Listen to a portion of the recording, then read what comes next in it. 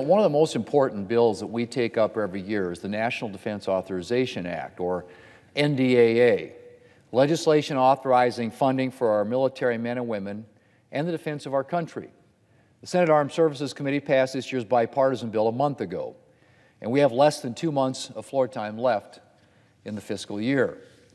Yet Senate Democrats' focus this month is on a last-ditch effort to pass some version of their Build Back Better tax and spending spree in hopes, I have to assume, of eking out a few more votes in November.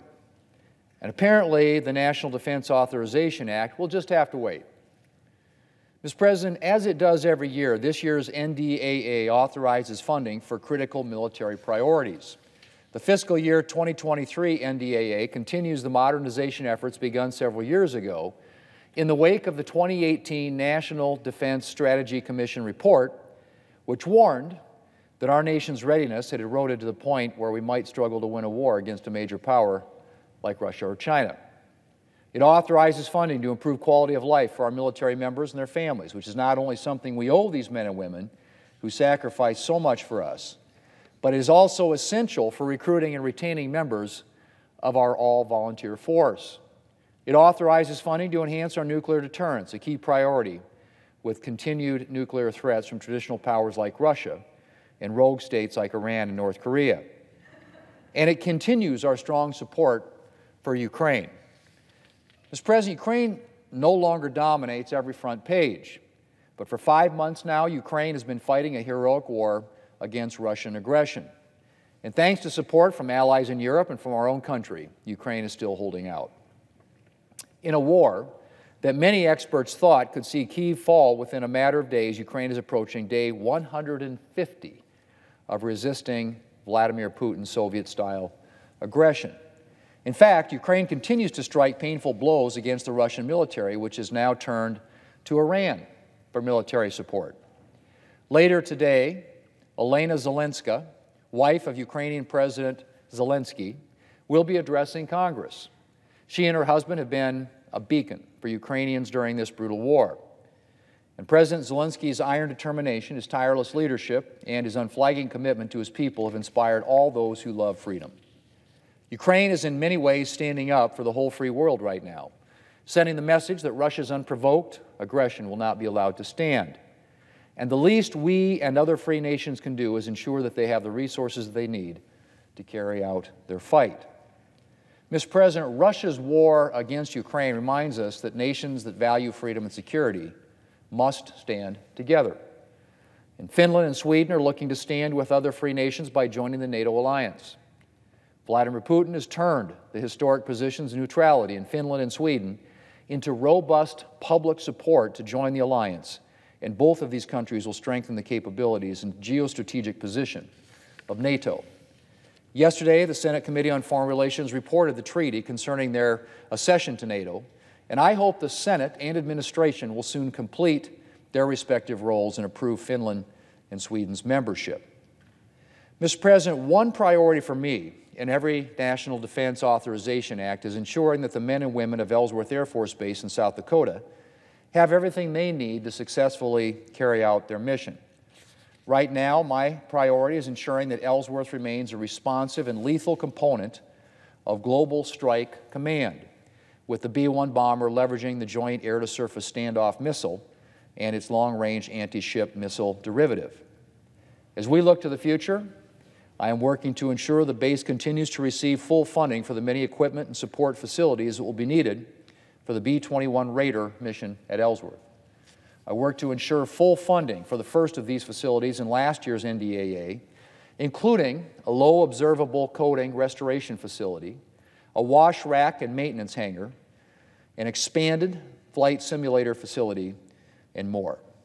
This year's NDAA continues that work with additional funding for the low observable coating restoration facility, as well as funding for 2 additional construction projects, a weapons generation facility and a radio frequency facility that will be needed to ensure Ellsworth is able to fully conduct the nuclear and stealth B-21 missions. I've had the privilege of visiting the B-21 production site in Palmdale, California. And while the program remains heavily classified, I can say that the 6 planes under production are impressive feats of American engineering, and that we're honored that South Dakota will be the first state to host the mission. But it's not just about the hardware and cutting-edge systems, Mr. President. Our greatest asset is our people, including the pilots, the maintainers, and all of the men and women who have answered the call to serve. That's why I'm focused on ensuring that our men and women in uniform have not just the military support they need, but the support they need for their families. More military families will be moving into the Ellsworth area with the arrival of the B-21 mission, as many as 250 people per year, including 100 dependents. And I'm committed to ensuring that the infrastructure is in place to provide ample facilities for these families. To that end, I work to include in this year's NDAA an extension of an authority for the Secretary of Defense to adjust basic allowance for housing rates if an installation is experiencing a sudden increase in the number of service members assigned there. This will ensure that families at Ellsworth and elsewhere will have the resources they need to secure appropriate accommodations.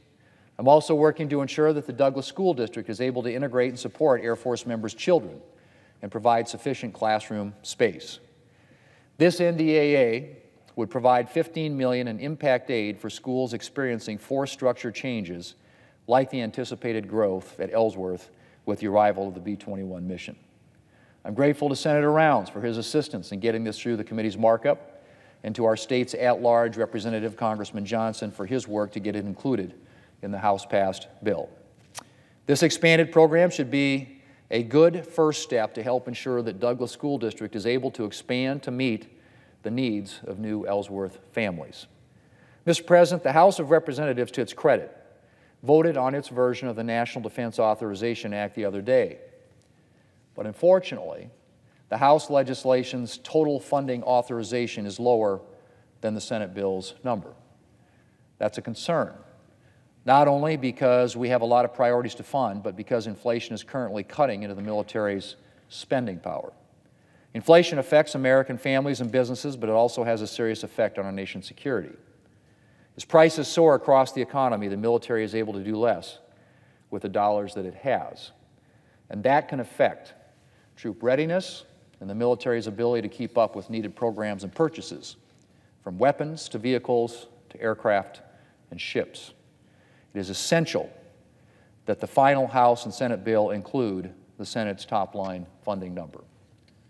Mr. President, in his 1793 annual message to Congress, George Washington said, and I quote, "There is a rank due to the United States among nations which will be withheld, if not absolutely lost, by the reputation of weakness.